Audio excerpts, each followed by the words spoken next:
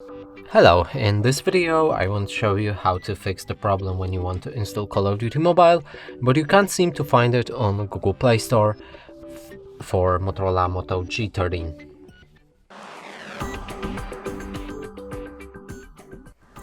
And to do this we'll need to open the Google Play Store. Inside, if we try to find Call of Duty, like this, it won't be visible in any search options.